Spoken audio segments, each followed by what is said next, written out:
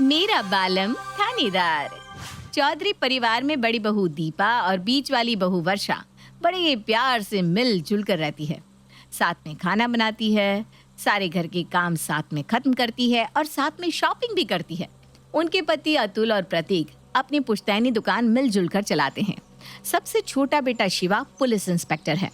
जब शिवा की शादी होके छोटी बहू शिप्रा चौधरी हाउस आती है तो छोटी बहू के अलग ही तेवर देखने को मिलते हैं।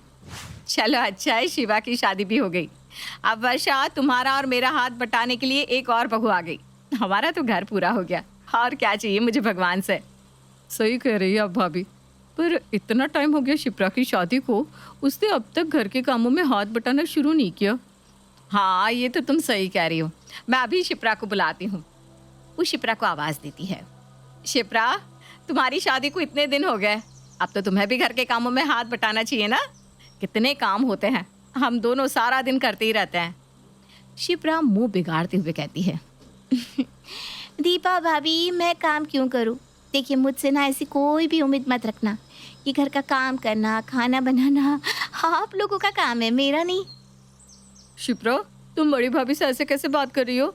बड़ी भाभी सही तो कह रही है, घर हम सबका है, काम भी तो हम सबको मिलकर करने चाहिए। अभी तक तो हम सोच रहे थे तुम नई नई आई हो, घर में थोड़ा एडजस्ट हो जाओगी, पर तुम तो किसी काम को हाथ ही नहीं लगाना चाहती। ये सही तरीका नहीं है। ओह हेलो वर्षा भाभी, आप भूल रही हैं, मेरा पति यहाँ का थानेदार है।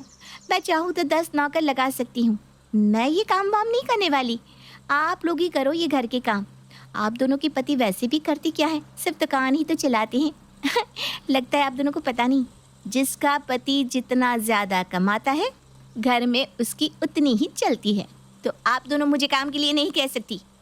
इतना कहकर शिप्रा वहाँ से चली जाती है। दीपा और वर्षा को शिप्रा की बात का बहुत बुरा लगता है। भाभी, ये शिप्रा खुद को समझती क्या है? वो हमसे ऐसे कैसे बात कर सकती है? अरे छोड़ ना वर्षा, उसकी बातों को दिल पर मत ले। वो छोटी है ना समझ है। दीपा और वर्षा फिर से अपने अपने कामों में लग जाते हैं। शिप्रा टीवी ऑन करके सोफे पर बैठ जाती है और आवाज़ देती है। भाभी, एक गिलास पानी ला के देना। दीपा और वर्षा किचन में काम कर रहे थे। भाभी, आप देख रहे हो ना कैसे रौब जमा रही है। उसको सोफे पर बैठे बैठे पानी भी चाहिए। मैं नहीं करने वाली उसका कोई काम। अरे कोई बात नहीं वर्षा, तू क्यों गुस्सा करती है? छोटी है, सुधर जाएगी। दीपा पानी लाकर शिप्रा को देती है। खाना तैयार हो जाता है। दीपा और वर्षा खाना टेबल पर लगा रही थी कि तभी शिप्रा अपना फ़ोन चलाते हुए आती है और कुर्सी पर बैठ जाती है। भाभी, जल्दी से मेरा खाना लगा दो। दीपा उसके लिए खाना लगाती है। शिप्रा खाना खाना शुरू करती है। ये कैसा खाना बनाया है? कितनी मिर्ची डाली है? आप दोनों को खाना बनाना नहीं आता क्या? ओ हेलो, तुम्हें इतनी प्रॉब्लम है तो खुद खाना क्यों नहीं बना लेती? ओ हेलो, मुझसे ऐसे बात करने की जरूरत नहीं है वर्षा भाभी। आप भूल रही हैं, मेरा पति पुलिस इंस्पेक्टर है और ये घर उसी की कमाई से चलता है। हाँ, आप लोगों के पति की तरह दुकान पर आराम से नहीं बैठता वो। मेरा तो पूरा मूड ही खराब कर दिया। छोड़ो, मुझे खाना ही नहीं खाना, मैं बाहर से ही कुछ खा लूंगी। शिप्रा वहाँ से जाने लगती है तो दीपा उसे रोकने की कोशिश करती है। शिप्रा, रुक जा, बात तो सुन, खाना खा कर जा। शिप्रा चली जाती है। बिना खाना खाए चली गई। ये क्या किया तुमने वर्षा? वर्षा मुंह बिगाड़ते हुए कहती है। जाने दो ना भाभी, इसी लायक है। आपने देखा ना कैसे बात कर रही थी। उसको लग रहा है कि शिवा की कमाई से घर चल रहा है। हमारे पति अपनी दुकान पर कमाते नहीं है क्या? अरे जाने देना वर्षा, छोटी है, नादान है, समझ जाएगी। चल तू घर का काम देख, तब तक मैं बाजार से सब्जी लेकर आती हूँ। शिप्रा बाहर मार्केट जाती है तो रास्ते में उसे गोलगप्पे का ठेला दिखाई देता है। वो खाने रुक जाती है। भैया, एक प्लेट गोलगप्पे लगा दो। शिप्रा आराम से गोलगप्पे खाती है। अरे वाह भैया, पानी पूरी तो बहुत अच्छी है। शिप्रा वहाँ से जाने लगती है तो पानी पूरी वाला पैसे मांगता है। अरे मैडम, मेरे पैसे। तुम मुझसे पैसे मांग रहे हो? जानते भी हो मैं कौन हूँ? इंस्पेक्टर शिवा की पत्नी। ज़्यादा बोलोगे तो अंदर करा दूंगी, समझे? बड़े आए पैसे लेने वाले। दीपा शिप्रा को ऐसा करते देख रही थी। शिप्रा वहाँ से चली जाती है। शिप्रा मार्केट में थोड़ी ही आगे जाती है तो उसे उसकी बचपन की सहेली मिल जाती है। हाय शिप्रा, कैसी है? कितने दिनों बाद मिली तू। शादी के बाद तो मुझे भूल ही गई। प्रीति आके उसके गले लगने लगती है। शिप्रा उसे खुद से दूर कर देती है और एटीट्यूड से कहती है, ओ प्लीज दूर रहो, जानना पहचान जबरदस्ती गले पड़ रही हो। अरे तूने मुझे पहचाना नहीं? मैं तेरी बचपन की दोस्त प्रीति, भूल गई क्या? हाँ पता है, तू वही है ना जिसका पति सेल्समैन का काम करता है। तू जानती भी है मैं कौन हूँ? मेरा पति शिवा इस एरिया का पुलिस इंस्पेक्टर है। चलो हटो रास्ते से, मैं गरीब लोगों को मुंह नहीं लगाती। शिप्रा वहाँ से आगे निकल जाती है। प्रीति को उसकी बात का बहुत बुरा लगता है, उसका मुंह उतर जाता है। वहीं पास की दुकान पर दीपा भी सब्जी खरीद रही थी। वो शिप्रा और प्रीति की सारी बातें सुन लेती है। आगे चलकर शिप्रा एक कपड़े की दुकान में जाती है और नई नई साड़ी पहनकर देखती है और वहाँ से बिना पैसे दिए साड़ी ले लेती है। अरे मैडम मेरी साड़ी के पैसे तो दे दो। तू जानता भी है मैं कौन हूँ? पुलिस इंस्पेक्टर की पत्नी हूँ मैं। तुम मुझसे पैसे लोगे? औकात देखिए अपनी, ज्यादा बोलोगे तो अंदर करा दूंगी और इतने डंडे पड़वाऊंगी कि याद रखोगी। शिप्रा वहाँ से भी चली जाती है। दीपा उसके पीछे खड़ी ये सब देख रही थी। अब दीपा से बर्दाश्त नहीं हुआ। शिप्रा कुछ ज़्यादा ही कर रही है।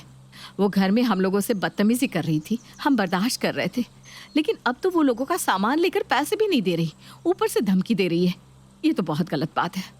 अब तो पानी सर से ऊपर जा रहा है, मुझे ये सब रोकना होगा, इससे पहले कि शिप्रा अपनी अकड़ में आकर कोई बड़ी गलती कर बैठे। दीपा वापस घर आ जाती है। वो परेशान दिख रही थी। क्या हुआ भाभी? आज मार्केट में शिप्रा लोगों से फ्री में सामान ले रही थी और शिवा के पुलिस में होने का रौब दिखा रही थी। ये सब ठीक नहीं है वर्षा, हमें कुछ करना ही होगा। दीपा शिवा को फ़ोन लगाती है। शिवा, अब मुझे तुमसे बहुत ज़रूरी बात करनी है, अभी के अभी घर आ जाओ। शिवा घर आता है। क्या हुआ भाभी, आपने मुझे इतनी जल्दी में घर बुलाया? शिवा, बात यह है कि शिप्रा को तुम्हारे पुलिस में होने का कुछ ज़्यादा ही घमंड हो गया है। ना तो वो घर में हम में से किसी को इज्जत देती है और ना ही बाहर के लोगों को।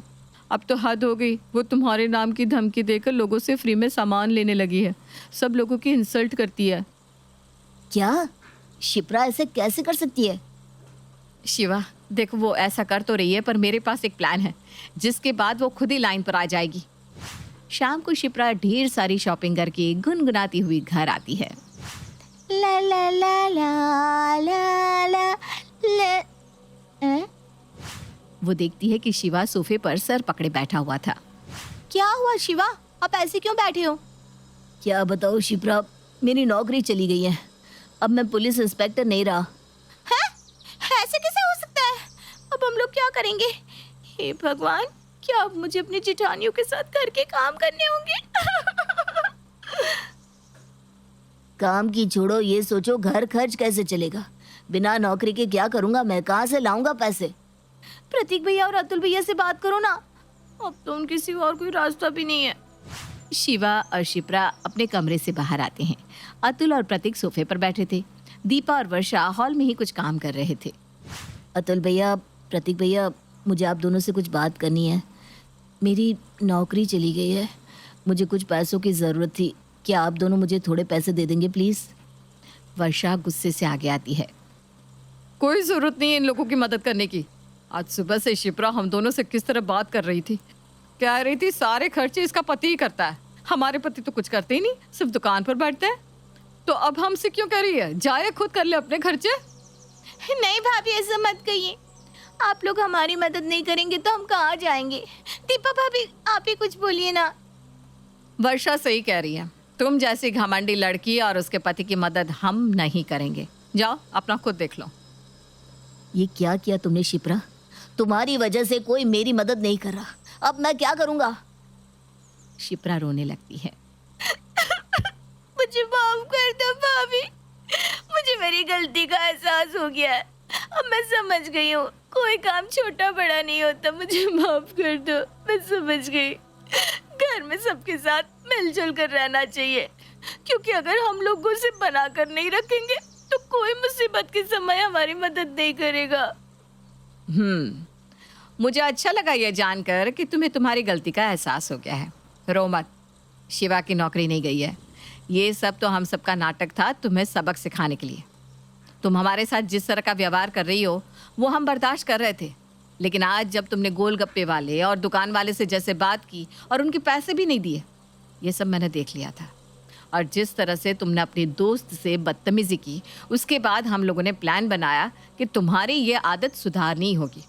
सोचो, आज तो हम लोग नाटक कर रहे थे, पर अगर कल को सच में शिवा की नौकरी चली गई तब क्या करोगी? मुझे माफ़ कर दीजिए आप सब। मुझे मेरी गलती का एहसास हो गया है। अब मैं ऐसा कभी नहीं करूँगी। रोज़ दोनों भाभीयों के साथ घर के काम कराऊंगी, गोलगप्पे और दुकान वाले के पैसे भी दे दूंगी और प्रीति से भी माफ़ी मांग लूंगी। ये हुई ना बात। सब लोग मुस्कुराते हैं, तीनों बहुएं गले लग जाती हैं।